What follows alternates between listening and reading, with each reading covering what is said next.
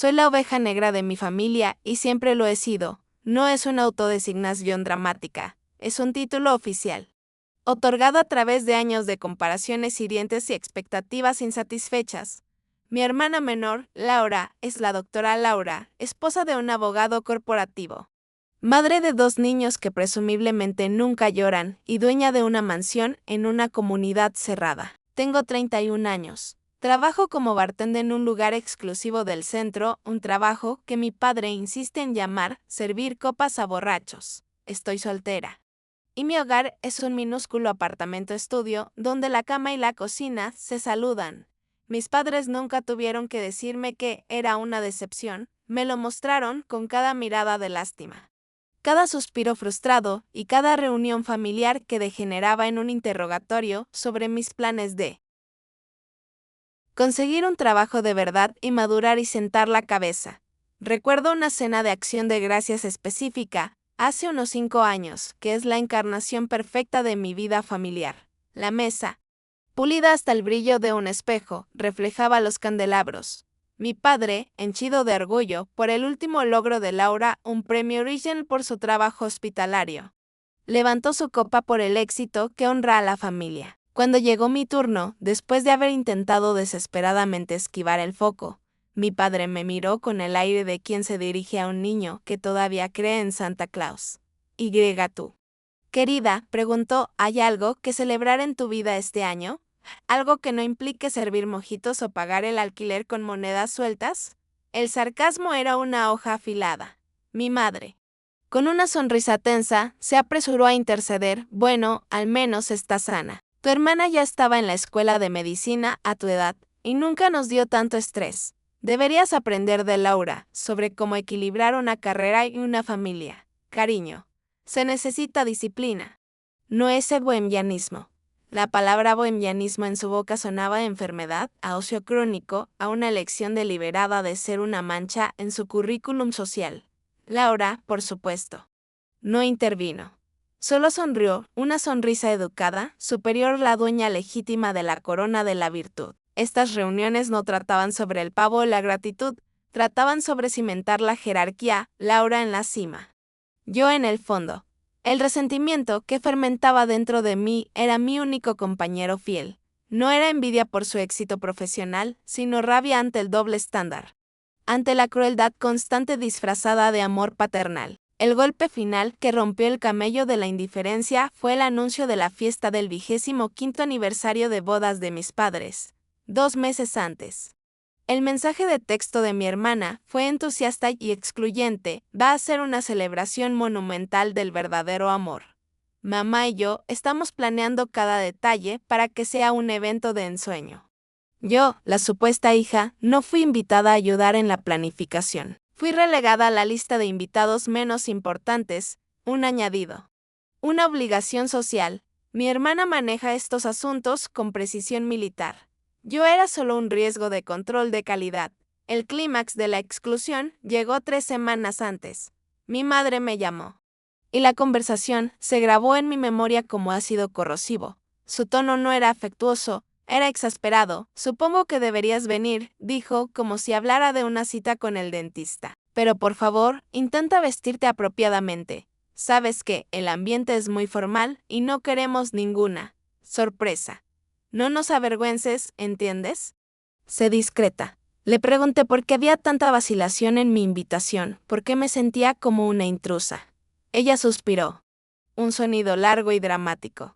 Es solo que a veces eres tan disfuncional. Cariño, tu drama, tu vida desordenada. Son 25 años.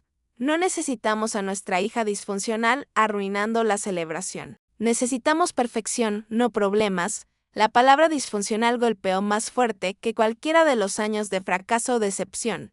Era una condena. Les dije que no iría. Que no podía sonreír y celebrar su matrimonio cuando me trataban como basura emocional. Su respuesta fue inmediata y reveladora. Bien, de todas formas, no necesitamos tu amargura. Solo no te quejes. Si tu padre se molesta. El silencio de la línea colgada se sintió como una liberación dolorosa. Pero el drama no terminó ahí. Mi hermana intervino, la mediadora perfecta y condescendiente. Mamá está molesta porque no vas a venir. Simplemente preséntate, sonríe. Haz un esfuerzo. No lo conviertas en algo sobre ti. Son nuestros padres. Intenta explicar el dolor de sus palabras. ¿Por qué me obligan a validar su matrimonio cuando me consideran una vergüenza? Su voz se tensó, volviéndose fría como el bisturí que usa en el quirófano. Porque eres egoísta. Todo es siempre sobre tus sentimientos. Papá y mamá han sacrificado toda su vida por ti. ¿Y cómo les pagas? Con ingratitud y drama. Madura de una vez. La vida no es un bar de cócteles donde la gente te tiene lástima. Le colgué, mi furia hirviendo. Me habían obligado a ser egoísta, a aislarme, a protegerme, y ahora me acusaban de ello. Pero entonces, el universo decidió entregarme la munición perfecta para mi propia defensa. Una semana después, un jueves, estaba en mi turno de noche en Sergeant, un lugar de luz tenue, cuero y cristal, donde los secretos de la alta sociedad se sirven en las rocas. Estaba ocupada detrás de la barra, concentrada en el equilibrio perfecto de un Manhattan. Cuando mi visión periférica captó una figura familiar, mi padre, y no estaba solo. Una mujer, más joven que mi madre, quizás a mediados de los 30, con elegancia reservada y una risa ligera que inmediatamente capturó su atención. Se dirigieron a la cabina de la esquina más oscura, un nido de terciopelo rojo. La vi tomar su mano a través de la mesa, no un apretón de manos, sino un agarre de dedos entrelazados que gritaba intimidad. Él la miró con una ternura y un orgullo que nunca, jamás, me había dirigido a mí o que yo recordara a mi madre en público. Su rostro, habitualmente contraído por la seriedad y el juicio, estaba relajado, casi juvenil. Mi estómago dio un vuelco. Lo observé desde la distancia, paralizada por el shock. Él se inclinó. Le susurró algo al oído y ella se rió. Luego, el golpe final, el beso. No un piquito social, un beso largo, cargado de deseo, sin prisas, como si el resto del mundo no existiera, en ese momento.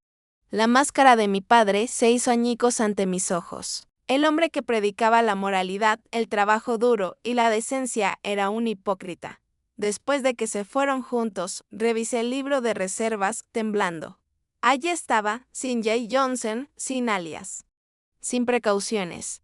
Descaro absoluto, como si su propia reputación no importara. Le pregunté a mi compañera de trabajo, Elena, si los había visto antes.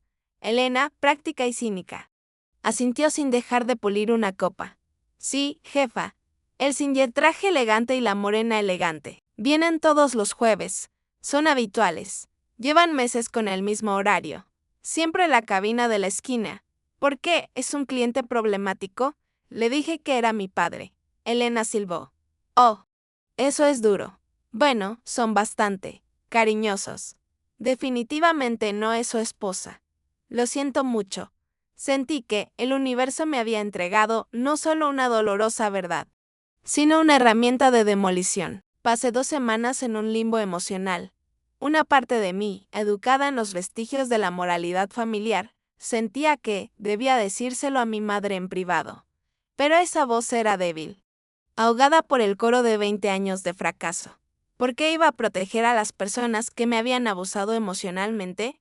Si se lo decía en privado, mi madre, obsesionada con las apariencias, habría intentado controlar el daño a puertas cerradas. Yo habría sido silenciada, culpada por el estrés de la revelación, y el secreto se habría convertido en mi carga. No quería justicia silenciosa. Quería la verdad pública que merecía su hipocresía. La decisión se selló cuando mi padre me llamó, solo unos días antes de la fiesta. Su tono era una orden, no una súplica. Tu madre está histérica con los preparativos. Vas a venir a esa fiesta. Vas a sonreír y comportarte, y por una vez en tu vida no vas a causar problemas. Nos vas a honrar. Me ordenó ser cómplice de su farsa de fidelidad. Fue la humillación final, en ese momento. Decidí que la máscara caería y yo sería quien la arrancaría de cuajo. Llegué a la fiesta en el club de campo. Un laberinto de cristal y mármol. Había más de 200 personas, la creme de la creme de su círculo social, corporativo y familiar. Llevaba un vestido negro que me quedaba bien, pero lo combiné con una chaqueta de cuero que mi padre consideraba vulgar y tacones que no eran apropiados para la ocasión, una rebelión silenciosa. Me quedé en la periferia, observando el circo de la perfección. Mi madre, con un vestido color champaña, parecía una reina, con mi padre a su lado, la imagen del éxito matrimonial. Mi hermana Laura, vestida de rojo intenso. Recorría la sala como si fuera su comité de campaña. Llegó el momento de los brindis. Laura tomó el micrófono. Su voz resonando con emoción forzada. Dio un discurso exagerado sobre el amor eterno, la lealtad inquebrantable y cómo mis padres eran la inspiración para cada matrimonio en esta sala. Describió su matrimonio como un faro de compromiso. Mi padre sonrió, apretando el brazo de mi madre. La hipocresía era tan densa que era casi difícil respirar. Cuando mi padre terminó su propio discurso, lleno de elogios a la dedicación inestimable de mi madre, levantando su copa con una solemnidad que me daba náuseas, sentí un escalofrío inusual. Y mi cuerpo se movió antes de que mi mente pudiera detenerlo. Me puse de pie, agarré una copa de champaña de un camarero que pasaba. Caminé hacia el centro del salón.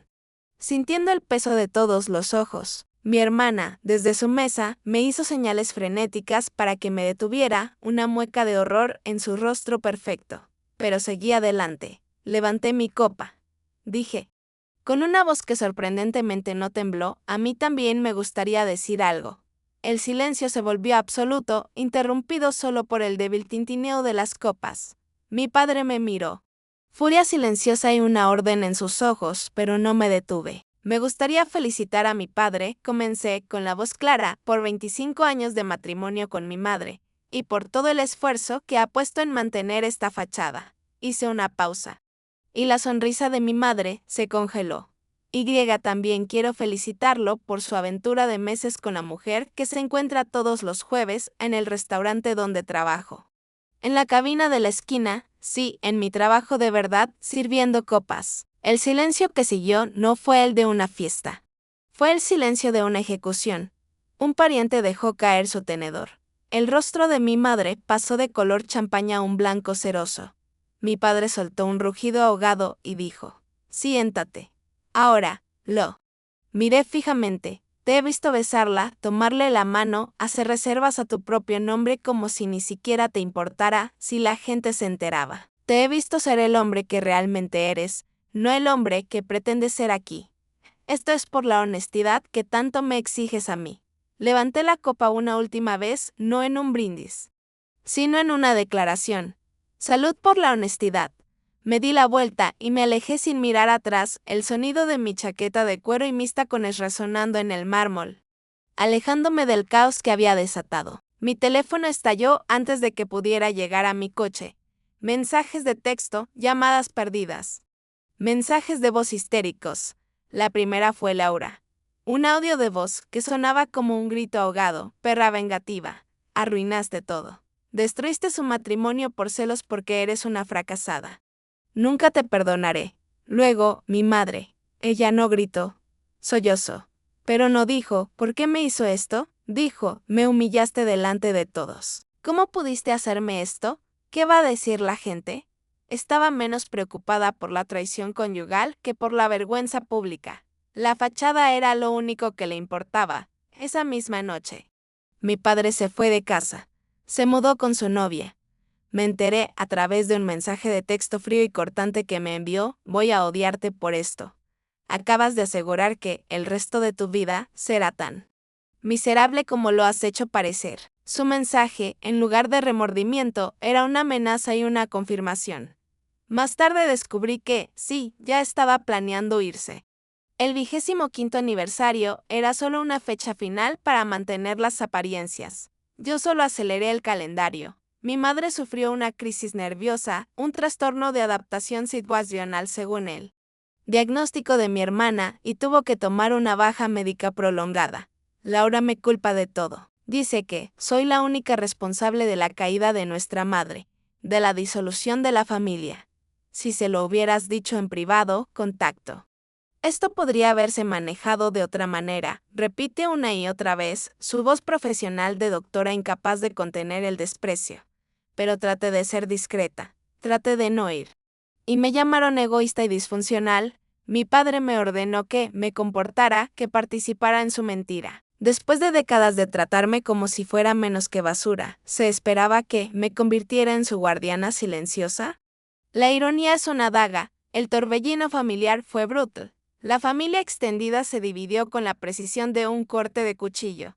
Mis tíos maternos, siempre admiradores de mi padre, me llamaron para decirme que era una persona horrible, que mi acto era un acto de rencor que humilló a tu pobre madre y destruyó a la familia. Mi tía abuela, una mujer que siempre había visto la atención, me envió un mensaje ambiguo. Hiciste lo correcto al exponerlo, pero, cariño. La forma fue cruel. Podrías haberle ahorrado a tu madre ese dolor público. Incluso aquellos que reconocen la vileza de mi padre están de acuerdo, lo hice de la manera incorrecta.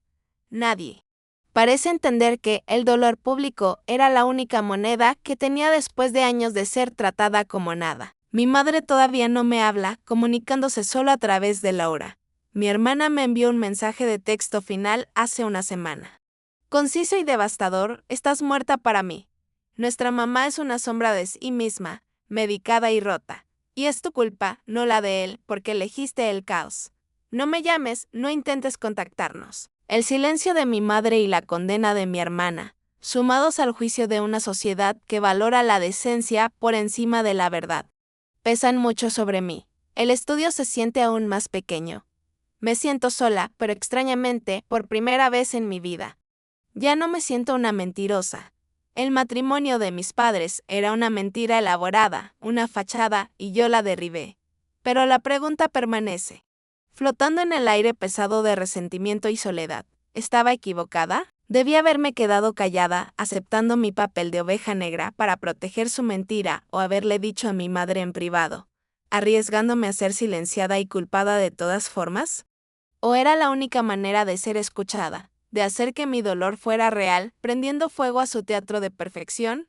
El costo fue mi familia, pero la ganancia, si la hay, fue mi propia verdad. El peso de esa verdad, aunque liberador, era un ancla que me arrastraba bajo las olas de mi propia vida. Regresé a Cerillante esa semana. Pero la luz tenue y el tintineo de los vasos ya no eran un refugio. Eran el escenario del crimen. El lugar donde la inocencia que aún me quedaba se había evaporado con el último sorbo de whisky de mi padre. Elena notó mi ausencia mental. Una tarde me detuvo mientras limpiaba una salpicadura de ginebra. No puedes dejar que esto te consuma, me dijo, su rostro severo. Un contraste con su habitual ligereza. Destruiste su mentira. Ahora, ¿qué vas a construir tú? Sus palabras eran una bofetada. Había estado tan obsesionada con la destrucción que no había pensado en la reconstrucción. Intenté encontrar una nueva normalidad. Corté mi cabello, deshaciéndome simbólicamente de una parte de la chica que se había sometido a sus juicios. Comencé a asistir a una clase nocturna de fotografía. Algo que siempre me había interesado, pero que mi padre había descartado como una pérdida de tiempo bohemia. Era una vía de escape. Una pequeña burbuja donde mis manos creaban belleza en lugar de servir veneno. Pero el silencio familiar se sentía como una amputación. El ritual de las llamadas de los domingos, el terror de las fiestas, la condescendencia habitual de Laura, todo había desaparecido, reemplazado por un vacío ensordecedor. Me di cuenta de que, por dolorosas que fueran, esas interacciones eran una parte de mi identidad, la identidad de la disfuncional. Sin ellas, yo era solo yo. Sin un antagonista que definiera mi papel. Un miércoles por la noche recibí una llamada de un número desconocido. Dudé, pero contesté. Era mi tía abuela la que me había enviado el mensaje ambiguo. Cariño, soy yo, tu tía Amelia. Su voz era suave, no condenatoria. Sé que estás sola. Sé que todos te han dado la espalda. Hizo una pausa y pude oír la tos seca de una fumadora. Tu madre ha estado viviendo de apariencias toda su vida. Y tu padre le dio exactamente lo que ella necesitaba para sostenerlas. Tu acto fue brutal, sí, pero fue la única forma de que se abriera una grieta en su muro. Me invitó a tomar un café la semana siguiente. Acepté. Aunque con cautela, tía Amelia me recibió en su pequeño apartamento lleno de libros y un aire tranquilo. Me sirvió té de hierbas y galletas caseras. Tu madre sabía, en el fondo, me dijo. Revolviendo su té, sabía que tu padre tenía asuntos, lo sospechaba desde hace años. Pero era más fácil para ella castigarte a ti, la desordenada, que enfrentarse a él. El pilar de su posición social. Tú eras la válvula de escape. El problema manejable que desviaba la atención del problema real e intocable. Sentí un nudo de hielo en el pecho que finalmente se deshacía. No era la única disfuncional. Ellos eran una estructura defectuosa y yo solo había señalado la viga podrida. Amelia continuó. Tu hermana, Laura. Ella es un producto de ese mismo sistema. Ella se ganó el amor de tus padres por ser perfecta. Tu éxito en cualquier área que no fuera la que ellos aprobaron, era una amenaza para su propia posición. Si tú eras feliz sirviendo cócteles y haciendo tu arte, significaba que su camino no era el único camino válido, y eso socavaría el orden que le daba valor a su vida. Me di cuenta de que la furia de Laura no era solo por sus padres. Era porque yo había puesto en peligro su trono, el trono de la hija virtuosa. La había forzado a enfrentar la posibilidad de que sus sacrificios por la perfección hubieran sido en vano. La conversación con Amelia fue un bálsamo, pero no una cura. El vacío seguía allí. Sin embargo, mi padre me daría la próxima dosis de munición. El recordatorio necesario de que había elegido el camino correcto, por doloroso que fuera.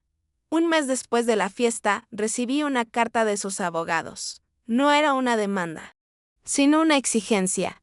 Quería que desalojara mi estudio. Resulta que, técnicamente, mis padres eran los propietarios del edificio a través de una corporación que habían creado hacía años, y aunque yo pagaba religiosamente un alquiler bajo, nunca había firmado un contrato formal. Era un favor, un acuerdo familiar no escrito. Su intención era cruel, dejarme sin hogar, el castigo final por mi traición. La carta era despiadada, llena de jerga legal, pero el mensaje era simple: tu existencia es un problema y voy a eliminar la última ayuda que te dimos. El miedo me golpeó con la fuerza de un puñetazo, pero también una oleada de rabia gélida. Me di cuenta de que mi padre no solo quería castigarme, quería demostrarme que no podía sobrevivir sin él. Quería probar que sus juicios sobre mi fracaso eran verdad, que sin su apoyo condescendiente yo colapsaría. No le daría ese gusto. Me puse en contacto con un abogado que conocía a Elena, un hombre joven y con principios que trabajaba para una clínica legal de bajo costo. Revisó los documentos. Es una jugada sucia, pero legal, me dijo. Podemos ganar tiempo, pero tendrás que mudarte. No hay contrato. Solo la palabra de ellos contra la tuya y ellos tienen el título de propiedad. Comencé a empacar, no con desesperación, sino con una determinación fría. Mientras doblaba mi ropa y guardaba mis libros, sentí una sensación de propósito. Su intento de destruirme financieramente, de dejarme sin refugio, era la prueba definitiva de su toxicidad. Mi padre no solo quería que fuera discreta, quería que fuera invisible y dependiente. La verdad de su aventura era la verdad sobre su carácter, la necesidad de controlar, de dominar, de que todo se ajustara a su narrativa de poder. Decidí que el desalojo no sería un fracaso, sino una mudanza. Acepté otro turno en un bar diferente, en un barrio más animado, y comencé a buscar un lugar nuevo. Uno donde nadie de mi familia tuviera la llave o el título de propiedad. Encontré un pequeño apartamento compartido con una joven artista, en un edificio antiguo lleno de vida y creatividad. El día de la mudanza fue mi pequeña celebración. No invité a nadie, solo a Elena y a mi tía Amelia, que me ayudaron a cargar mis cajas, mientras subíamos la última caja. Amelia me miró con una sonrisa genuina. Este es un buen lugar para ser la dueña de tu propia historia, me dijo. Un par de semanas después, vi una noticia local en mi teléfono. Mi madre, en su baja médica, había donado una gran suma de dinero a una fundación benéfica para mujeres que huían de la violencia doméstica. La historia estaba llena de elogios sobre su resiliencia y su fuerza interior. Tras un periodo de profunda agitación personal, me reí amargamente. Ella estaba usando el dinero de su divorcio, que fue sorprendentemente rápido y discreto, manejado por un abogado externo a la familia, para preservar las apariencias, para rehacer su imagen pública. Todavía no me hablaba, pero estaba reconstruyendo su fachada, demostrando a la sociedad que ella era la víctima noble. Pero la noticia también contenía un pequeño detalle. Mi hermana, la drag Laura, había dimitido de su puesto en el Hospital Lillian.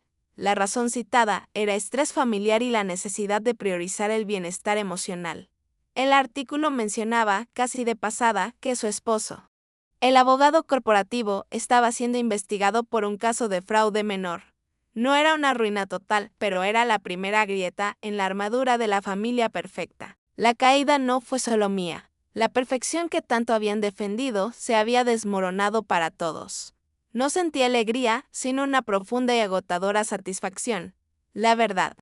Como el ácido corrosivo que describí, no solo había quemado el objeto de mi resentimiento, sino que había afectado todo a su alrededor. La pregunta de si hice lo correcto todavía me visita en las noches solitarias, flotando justo antes de que me duerma. Pero ahora tengo una respuesta más clara. No hice lo correcto por ellos. Hice lo correcto por mí. Me obligaron a elegir entre su mentira y mi integridad. Elegí mi integridad y el costo fue la destrucción. Pero de esa destrucción pude construir algo innegablemente mío. En un apartamento que me vio sonreír por primera vez en años, con un arte que me da propósito, y sin la necesidad de que nadie me conceda el título de válida. La oveja negra se había ido. En su lugar había una mujer, sola, sí, pero libre. Me pregunto si algún día volveré a hablar con mi madre o mi hermana. Probablemente no, pero ya no siento la necesidad de su validación. Mi trabajo de verdad es servir cócteles. Y en ese trabajo veo a gente con máscaras todos los días. Y ya sé exactamente lo que pasa cuando esas máscaras caen. La disciplina de la que me hablaban mis padres no era la disciplina del trabajo duro, era la disciplina de la hipocresía. Y yo, la bohemia, la disfuncional, la artista de Manhattan. Finalmente había encontrado mi propia forma de disciplina, la disciplina de la verdad.